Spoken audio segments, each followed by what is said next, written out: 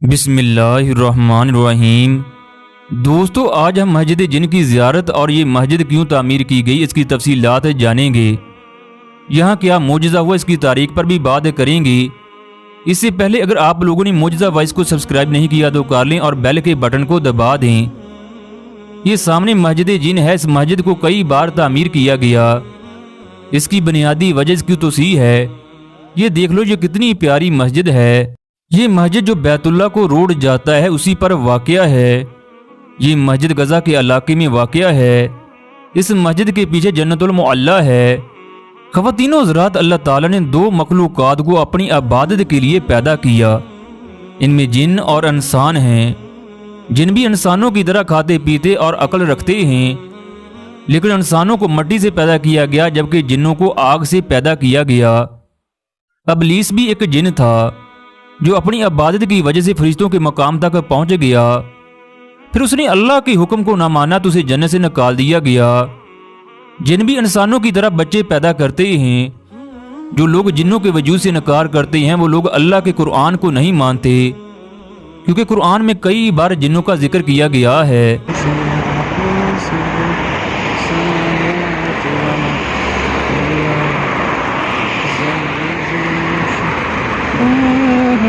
ایک دفعہ ہمارے نبی صلی اللہ علیہ وسلم قرآن کی تلاوت کر رہے تھے کہ جن بھی آ کر قرآن کی تلاوت سننے لگے۔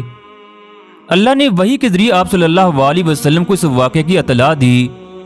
پھر یہ جنات واپس اپنے قبیلے میں آئے اور قرآن کی لذت کے بارے میں بتایا۔ پھر جنات کے قبیلے کے سردار آپ صلی اللہ علیہ وسلم سے قرآن سننے کے لیے آئے۔ آپ صلی اللہ علیہ وسلم نے صحابہ کو فرمایا، مجھے اللہ کی جانب سے حکم آیا ہے کہ میں آج رات جنات کو قرآن سناؤں۔ تم لوگوں میں سے کون میرے ساتھ چلے گا؟ تمام صحابہ نے سن کر سر جھکا لیا۔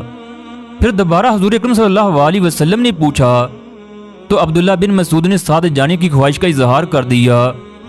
عبداللہ بن مسعود کہتے ہیں، ہم چلتے چلتے ایک ایسی جگہ پر پہنچے جہاں آپ صلی اللہ علیہ وسلم نے ایک لکیر کھینچ دی اور مجھے حکم دیا اس کے اندر بیٹھے رہنا، جب تک میں آواز نہ دوں اس سے باہر مت نکلنا۔ پھر حضور اکرم صلی اللہ علیہ وسلم نے کھڑے ہو کر قرآن پاک پڑھنا شروع کر دیا۔ حضرت عبداللہ بن مسعود کہتے ہیں، میں نے دیکھا کچھ جانور گدھوں کی طرح تیزی سے اتر رہے تھے۔ ان کا شور و گل مجھے سنائی دے رہا تھا۔ پھر نبی اکرم صلی اللہ علیہ وسلم کے ارد گرد پرچھائیاں چھا گئیں۔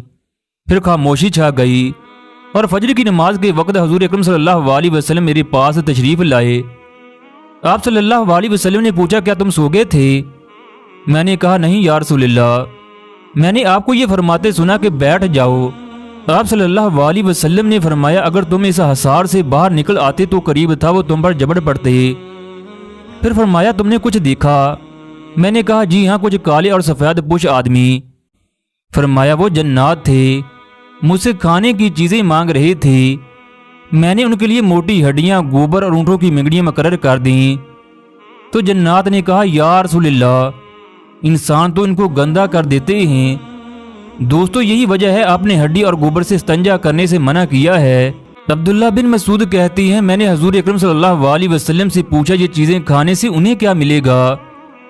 آپ نے فرمایا، انہیں کھاتے وقت ہڈی پر گوشت اور ہر گوبر میں وہ دانے ملے گے جن کو کھا کر گوبر بنتا ہے۔ پھر میں نے پوچھا، یا رسول اللہ، مجھے ان کا شور و گل سنائی دے رہا تھا۔ آپ صلی اللہ علیہ وسلم نے فرمایا، ایک جن کو قتل کر دیا گیا تھا، اس کے قتل کی وجہ سے ان کے درمیان جھگڑا تھا۔ ہر کوئی ایک دوسرے کو قاتل قرار دے رہا تھا۔ انہوں نے مجھ سے فیصلے کی گزارش کی، میں نے ان کا صحیح فیصلہ کر دیا۔ حدیث میں آتا ہے، آپ صلی اللہ علیہ وسلم نے جنات کو قرآن پاک کا چوتھا حصہ سنایا اور سورۃ جن بھی اسی وقت نازل ہوئی تھی۔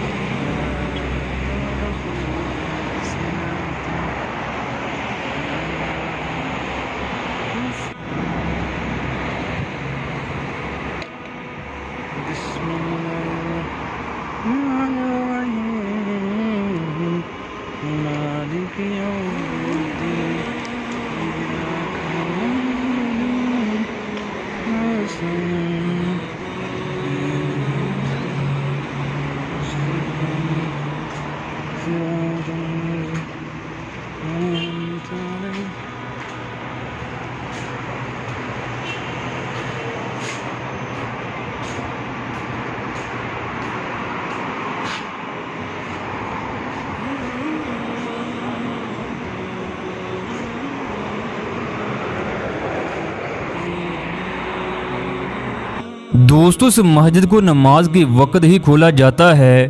یہاں جنوں کی ایک جماعت نے اسلام قبول کیا، اس لیے اسے مسجد جن کہا جاتا ہے۔ اب اذان ہونے والی ہے، مسجد کے اندر جا کر میں آپ کو تمام چیزیں دکھاتا ہوں اور یہاں نماز بھی پڑھتے ہیں۔ مکہ مکرمہ میں جس جگہ بھی نماز پڑھو، جس مسجد میں نماز پڑھو، انسان کے دل کو ایسا سکون ملتا ہے، اس کو لفظوں میں بیان کرنا مشکل ہے۔ ایسا محسوس ہوتا ہے جیسے انسان دنیا میں جنت میں پہنچ گیا۔ ان مساجد کے اندر جا کر غم پریشانیاں ختم ہو جاتی ہیں، اور عجیب بات ہے ان مساجد سے نکلنے کو دل نہیں کرتا۔ دل کرتا ہے یہاں بیٹھ کر انسان قرآن پڑھے، اللہ کی عبادت کرے۔ اللہ تعالیٰ میرے دیکھنے سننے والے دوستوں کی مدد فرمائے۔ اب ہم مسجد کے اندر چلتے ہیں۔